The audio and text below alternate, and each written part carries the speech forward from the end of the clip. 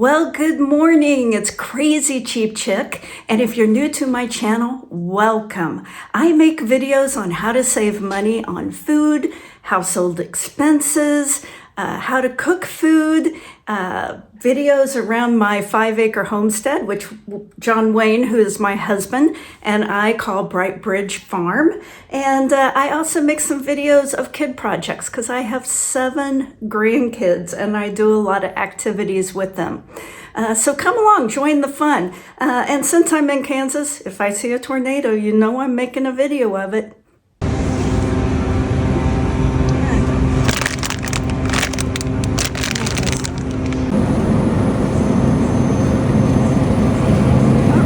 Today, and I'll take some bacon. Even mark down how much this pizza.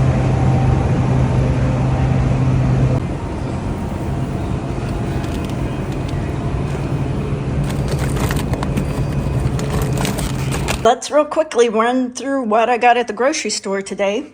I actually had gone to Aldi's a couple of days ago, and these are the things I got at Aldi. I think I spent around $14. These pork egg rolls, and they also have them in chicken, are only $2.99, and they're delicious. I got some mushrooms because I knew I didn't have any mushrooms. Stocked up on a little bit of beef broth. It's $1.35 at Aldi's. And I knew celery was way less expensive at Aldi's. It was $1.39, so I went ahead and got some celery. Now, everything else I got at Dillon's this morning. And I'm going to start with the stuff I paid full price. I'm almost out of the tea I drink. I love this Tetley British blend of tea. It's by far my favorite, and it's $4.29, but there's 80 bags, so, you know, it lasts me more, about 2.5 months. Got this Jell-O, which was actually on sale for $1.50. It's banana cream, and I am going to make a banana cream pie Sunday night. You know that John Wayne and I always watch Masterpiece Theater, and I hope one of the new shows starts this week. I haven't looked. I got these sliced olives for $1.99. Some of my yogurt for $2.19. This one's coconut. I got 2 green peppers, which were 89 cents each. Some cilantro for 99 cents, and some lo mein noodles for $2.79. So this little pile of food was full price or regular price. Now everything, and tomatoes for $2.99 and avocados for $2.99. Everything else is sale. Their biggest sale they had this week for me was blueberries. And it was 99 cents a pint. You could buy up to 5, so I got 5. Now, blueberries will last a couple of weeks, so this should be enough to get us by for a couple of weeks. If I feel like they're going bad, I'm going to put them in the freezer. Got some andouille sausage for $3.49, and they had bacon on sale this week for $2.99. You could buy up to 5, but I only got 3. They actually had some clearance bacon for $1.98, but when I compared it, ounce per ounce, this was actually less expensive. Now, this is a really bad purchase. I love Pepsi. I really do. I grew up drinking Pepsi, but it's terribly unhealthy for you. But the deal this week was buy one, get one. So if you bought one for $10, you got one free. So you could buy up to 4, and so I spent $20 for 4 cases of pop, and this should last a really, really long time. I limit myself to 1 a week. If it's a bad week, sometimes I'll have 2. And John Wayne likes a little Jack and Coke, only he can't tell the difference between Pepsi and Coke. And since I like Pepsi better than Coke, we always get Pepsi. But it's nice to have some soda on hand for when the grandkids come or we have company. I can at least offer them a drink. Everything else is clearance. They had some of my yogurt on clearance. This was the blueberry, and they had 2 packages of it. Big bag of broccoli for $2.70. Little bag of tomatoes for 99 cents, because anything in the red in that bag is 99 cents. They had these sub rolls for $1.11. And they had 2 bags of potatoes, 4 potatoes in each one, 99 cents each. Some yellow squash for 99 cents. They had this roast chicken marked down to $3.60. And they had this beef stir-fry meat for $5.18, marked down from $7.97. And they had a few things on the clearance rack that were dented cans. These diced tomatoes were 53 cents. These were 53 cents. And these refried beans were 65 cents. Now, it doesn't bother me to buy a dented can as long as I use it, you know, within the next month or so. So I wouldn't want to try to store these long term with that big of a dent in them, but they should be fine. Anyway, altogether, I spent $93.94. And I had gone to the store earlier this week and spent $142, but now I should be back on track because I really like to buy my groceries on Fridays when they have their 4-time fuel points. Every time I go to get gas, I have at least $1.25 off a gallon, and that is saving me, you know, over $25 every time I fill up. What are we going to eat this week?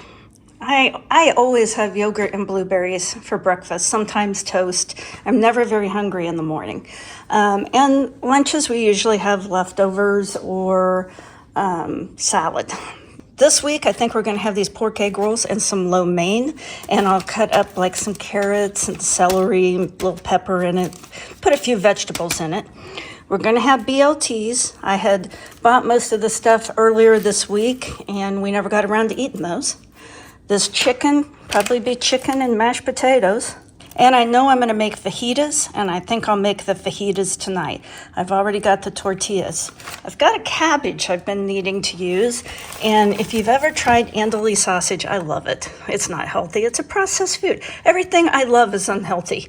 Anyway, this makes a really good cabbage stir fry with this andouille sausage. It's also good in spaghetti sauce.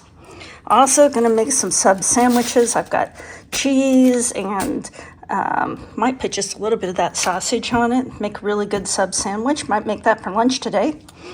May make some broccoli cheese soup. That sounds really good. I've still got some chicken left that I could make either shish kebabs, or I could just make chicken with you know, some side vegetables, and I also haven't made those stuffed shells yet. So I've got lots of options. And then, of course, all of this just kind of gets put in the prepper pantry for future uses, because when you find stuff on sale, you want to stock up.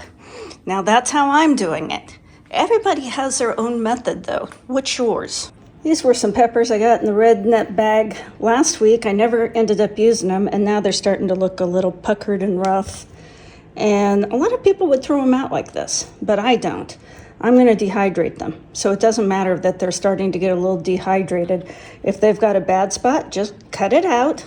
And I'm going to chop these up and put them in the dehydrator. If you don't have a dehydrator, I see these things at Goodwill all the time. I've chopped up all my vegetables. I've got them in the dehydrator.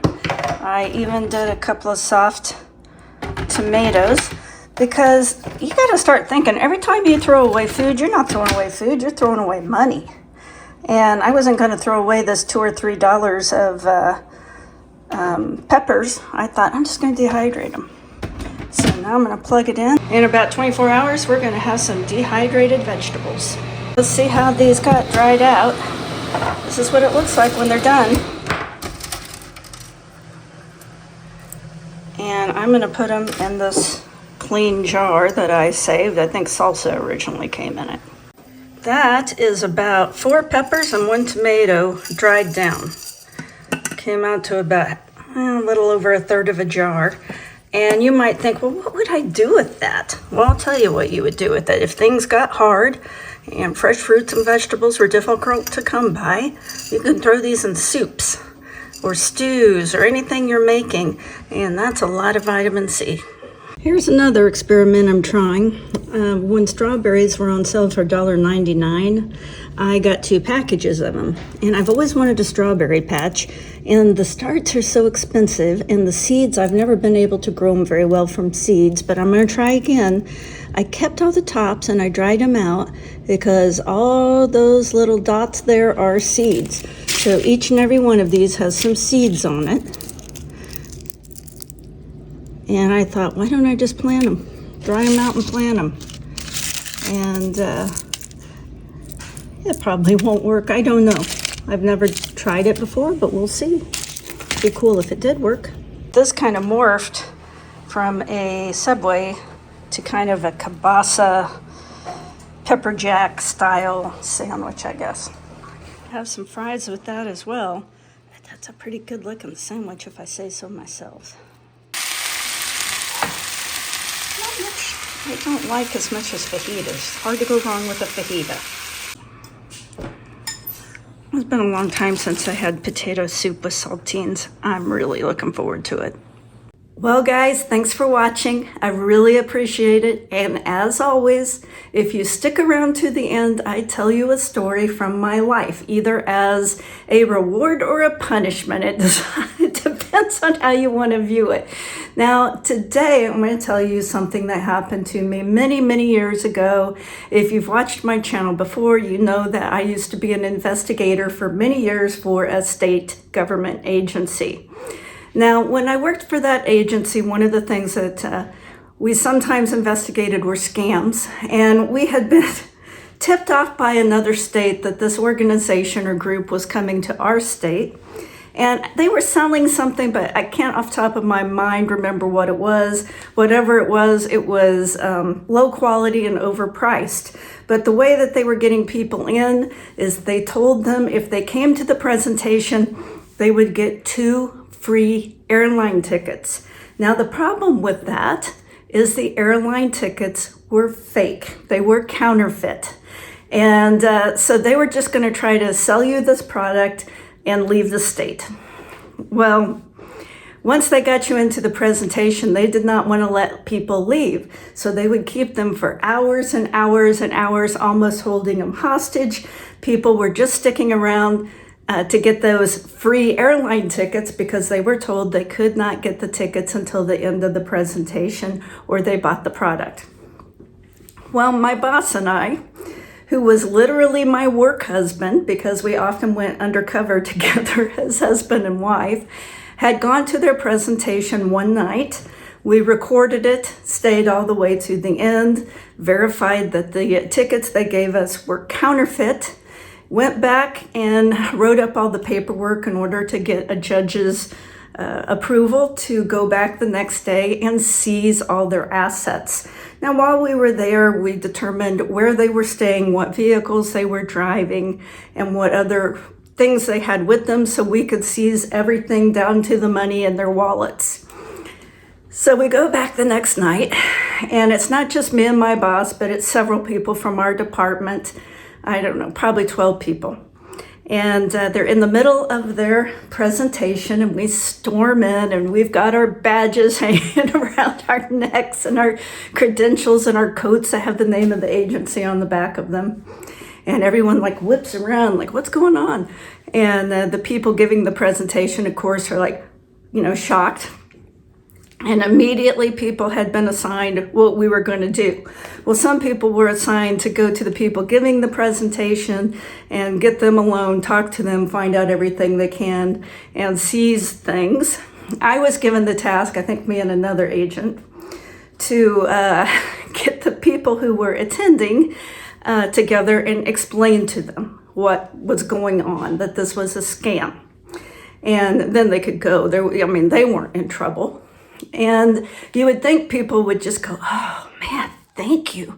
Thank you. I almost fell for that. I'm so glad that you were here to save me.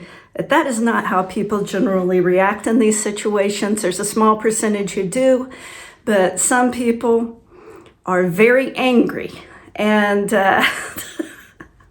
so as we're explaining that this is not real, they're like, well, I want my airline tickets. I came for the airline tickets. Are you preventing me from getting my airline ticket? And we're like, ma'am, sir, there were no airline tickets. The airline tickets are counterfeit. We have verified they're counterfeit, and you are free to leave. But if I leave, I don't get my airline tickets.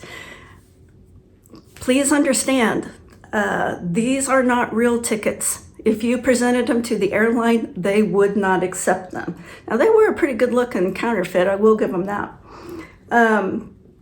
We explained that they had did this in other states, that people had been out a lot of money and not been able to use the tickets they had been given, and people would eventually leave, but they were angry, like, now I don't get my tickets. I was gonna fly to, and I never failed to be amazed in these situations how people reacted. And scams have become so prevalent. And I think a lot of it probably had to do with embarrassment, because it was hard for people to admit that perhaps they were almost taken, that they were almost the victim of a scam. And if they have in their mind that this is a legitimate offer, that the government's overreaching or doing something inappropriate, it makes them feel better, because then it's not their fault, it's the government's fault. And so I saw that over and over. And I will say, con artists, especially con artists that go state to state, they're very polished, they're very good at what they do. They're very good at convincing people, and you really shouldn't be embarrassed, because lots and lots of people get taken. Smart people, doctors, lawyers, teachers, all walks of life get taken by scam artists every day. And so you really have to protect yourself. If it sounds too good to be true, it is too good to be true. I'm not going to say probably, I'm going to say it is too good to be true.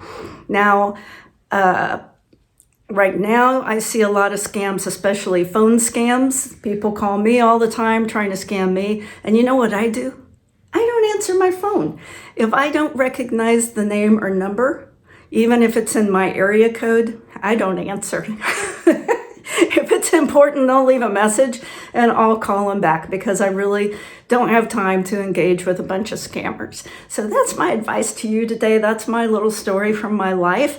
And I've got some other work stories I'm going to tell in some future videos. And I'm also working on some cool videos. I'm going to do a video of all of my grocery saving tips in one video for new subscribers. And I'm working on some story videos of things that have happened here in Kansas that I think will be interesting, including some crime that has occurred here. And I have all kinds of things planned, and you're going to miss it if you don't subscribe. So make sure you subscribe. Hit that subscribe button. It doesn't cost anything. It is not a scam. It's just an old lady telling stories who's super cheap. So go ahead and hit that subscribe button. If you don't like it, you can unsubscribe. I don't care. So come along for the fun, and I hope to see you soon.